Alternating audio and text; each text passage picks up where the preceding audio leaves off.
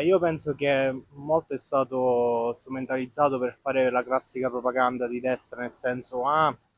noi italiani abbiamo detto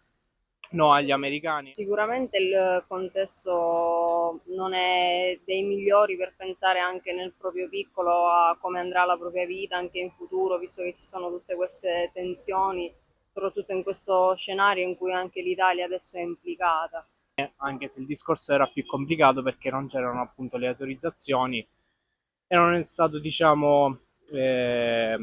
informato in modo anticipato il governo per far partire questi aerei bombardieri, mi pare, dalla base di Sigonella. Per quanto riguarda il conflitto, diciamo che è un conflitto nato solamente per scopi economici e solamente anche per andare a eliminare quello che è il nemico israeliano, che da tempo è l'Iran, da oltre 30 anni, e penso che sia un conflitto che porterà più danno che altro, perché stiamo portando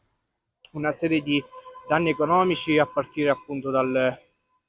rifornimento di gas, di petrolio, anche perché comunque lo stretto di Hormuz, cioè, passa il 20% del gas e del petrolio, quindi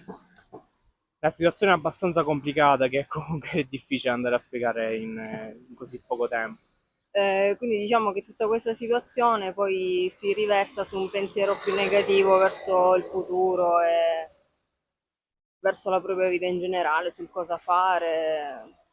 Penso che l'Europa debba prendere posizione andando a schierarsi,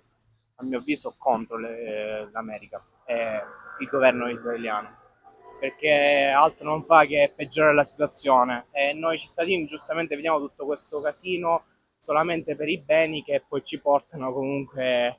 a un peggioramento della qualità di vita, dalla benzina ai costi che lievitano, dei beni anche alimentari, perché comunque in quei paesi del Golfo partono anche dei fertilizzanti come il fosfato d'ammonio che a noi serve.